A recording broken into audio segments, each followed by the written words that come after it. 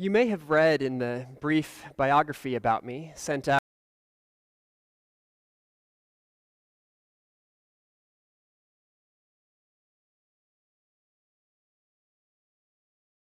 in the Parish Post email that I lived in Guatemala. How my family and I ended up there and how we got back to the United States as COVID-19 hit is a story that won't make it into this sermon. But the culture shock we experienced will. You've probably heard that term before, thrown around to describe the disorienting reality of stepping into life in a place and culture not your own. Before being immersed in life abroad, I probably couldn't have adequately or accurately described what makes new culture so shocking. As different and at times difficult things like food, language, and social customs are to pick up on and become familiar with, they are just the very tip of culture. In my work in Guatemala, I had the joy of hosting groups from the United States who came to work with the NGO with which I served. And as I went through orientation with these groups at the start of their week in Guatemala, I asked them what they were looking forward to, what they were hoping to gain or learn from their experience.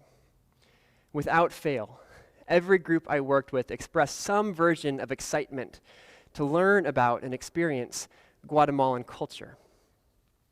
Pressing a little bit deeper to hear their thoughts about what that meant, they would mention things like trying new foods, though most groups inevitably found themselves at McDonald's during the week, practicing their Spanish, seeing architecture and ruins of the Mayan civilization. All of these things, the things one can touch, see, smell, hear, and taste, are important parts of culture, but simply the external parts. The internal parts of culture, the values, convictions, attitudes, beliefs, and behaviors that govern life and community are much more powerful forces. Internal culture is more shocking when one's own cultural orientation, a way of seeing the world, a way of establishing and maintaining relationships, or definitions of success differ. A Dutch social psychologist named Geert Hofstede spent his career studying the elements of internal culture, identifying 6 universal dimensions of culture that can be plotted on a spectrum for any given national culture. One of those dimensions is individualism. Individualism has to do with whether people's self-image is defined in terms of I or we. In individualistic societies, people are predisposed to look after and out for themselves and their immediate family. On the other side of the spectrum, in collectivist societies, relationships of care and concern are broad and tightly knit. Where in an individualistic culture, people tend to look out for themselves first, people in a collectivist culture tend to look out and after others. You might be able to see where this is going at this point, but to name what may be apparent, we live in a highly individualistic culture in the United States.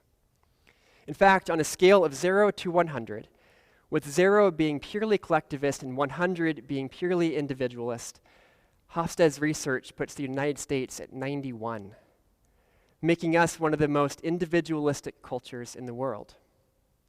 Going back to culture shock, Guatemala is on the entirely other end of the spectrum with a score of 7. I can't help but wonder what the Apostle Paul would write if his letter was to us rather than the church in Corinth. But first, some background on what Paul is even talking about in reference to food sacrificed to idols and the occasion of his writing.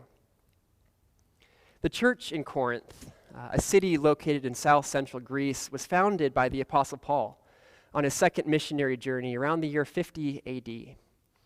Located in a Greek or Gentile community, the young Christians and infant church in Corinth were navigating how to be a Christian in the midst of a non-Christian culture, how to be a Christian in the midst of community, and the implications of following Jesus in the midst of daily life. Paul wrote 2 letters to this church, 1 Corinthians following his initial visit to the city, and 2 Corinthians after his second visit. In both letters, Paul addressed conflict brewing within the Christian community, how Christian community should be organized, doctrinal disagreements, and ethical issues about how Christians and the church ought to relate to the world around them. Paul was helping the young church find its way to being a healthy, whole, and effective community that witnessed to the gospel. And when we come to the section of his second letter that we read this morning, we find Paul addressing a specific disagreement that had potential to harm the community. As a Gentile, or what some might call a pagan city, the vast majority of Corinthians did not follow Jesus, but rather they worshiped other gods. And their religious observance included the ritual sacrifice of animals, a practice that was so widespread that the meat from these animals was sold for consumption in the markets. The question at issue for the Christians in Corinth wasn't whether they should participate in the ritual sacrifices, but rather whether buying and consuming the meat violated their commitment to following Jesus. To put it theologically, was eating food sacrificed to another god a form of idolatry? And from what we read in Paul's letter, the Christians in Corinth disagreed on the answer to that question. Paul's answer to the specific question is noteworthy. He says, "We are no worse off if we do eat, and no better off if we do not." In other words, the meat is not the issue. That decision is a matter of conscience rather than theology. The bigger issue, and the one Paul addressed, is how the varying answers to that question of food threaten to disrupt community. Some within the church claimed a more advanced understanding of theology and ethics, insisting that their enlightenment gave them license to do what they pleased in regard to eating meat, even though it had the potential to harm others in the community. And to that, Paul replies, knowledge puffs up, but love builds up. We hear an echo from what we read from Paul 2 weeks ago. All things are lawful for me, but not all things are beneficial. In other words, just because you can doesn't mean you should. At least as far as I am aware, we don't have the option of buying ritually sacrificed food at the grocery store, so we can take that issue off the table. But if we attend to the greater point Paul makes with the Corinthians, we do need to wrestle with the myriad other ways our sense of freedom, liberty, enlightenment, and individuality affect life and community. Is our identity, not just as citizens and products of a culture, but more importantly as followers of Jesus, defined in terms of I or we? Do we claim our independence and ability to chart our own course, regardless of the effect our actions have on others? Or will we sacrifice for the good of others and the sake of community? The most obvious and pressing challenge of our time in which this question comes to bear is COVID-19. For the last year, I've been wondering if our culture is too isolated, too individualized, too focused on liberties to be able to work together to the degree necessary to effectively combat a virus that has shown us that whether we like it or not, we are as bound together as the air we breathe. Is the way many people are more concerned with personal freedoms than the common good the logical conclusion of the American way? As I was preparing this sermon, I ran across these headlines. Why America can't rely solely on individuals to stop COVID-19. Is America too libertarian to deal with the coronavirus? Individuals or individualism can't stop COVID-19. The point here, at least in theological terms, is not about the constitutionality of government mandates or regulatory response.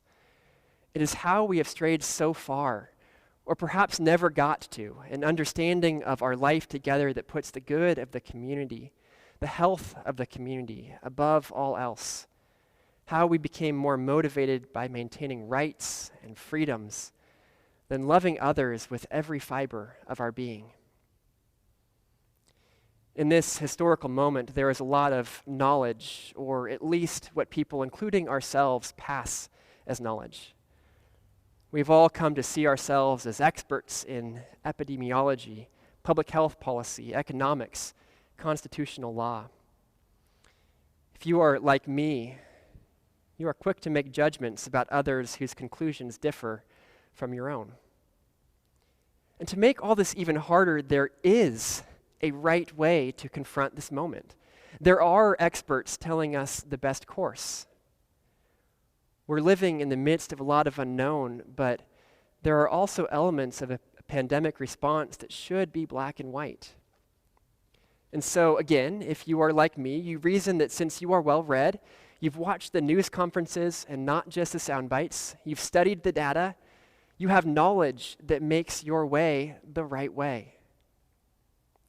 Even if it is, the Apostle Paul calls us back to the guide for how we relate to one another. Love. You see, Paul doesn't establish knowledge, enlightenment, or how well-reasoned one is as the ultimate criterion to decide how to behave. Paul never conceives of our identity, particularly within the church, as an eye surrounded by other eyes, but rather as an interconnected network of we. Love, above and in front of all else, is the ultimate grounding for our ethics and our decisions.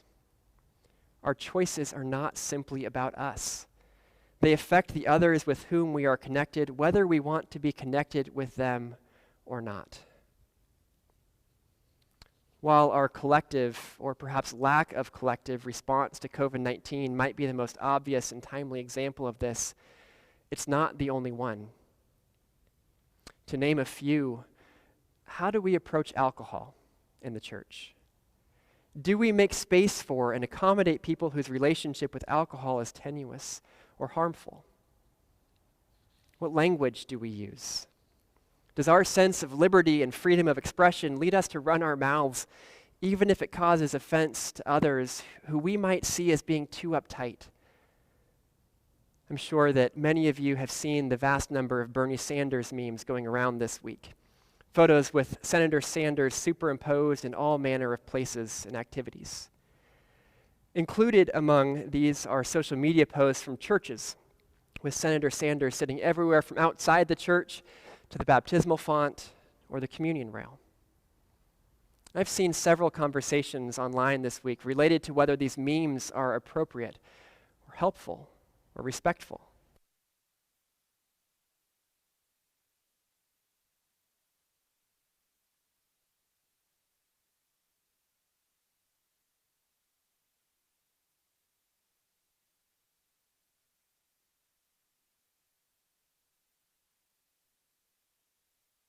Anti-Semitism, supersessionism, or the many other issues these memes raise.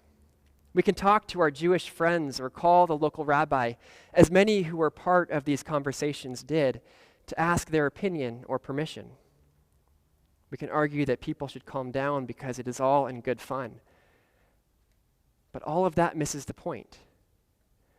The measure of whether something is right or good is not weighing the number of people who are harmed or take offense against those who aren't or don't. The measure is love. If our actions cause even one person to be harmed, is that not enough? We will never make everyone happy, but we can and should be motivated by loving and caring for everyone, even if we disagree with them. Admittedly, living this out is much easier said than done, in part because conflicts and disagreements within and among community will be a future of communal life until the kingdom come.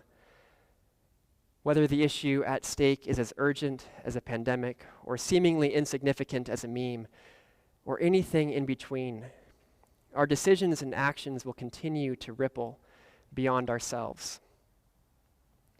Part of what makes this so difficult is the question of which side of the offense we are on. Are we the one claiming our liberties at the expense of others, or are we being harmed by another? Is the distinction always obvious? Is there a harm so great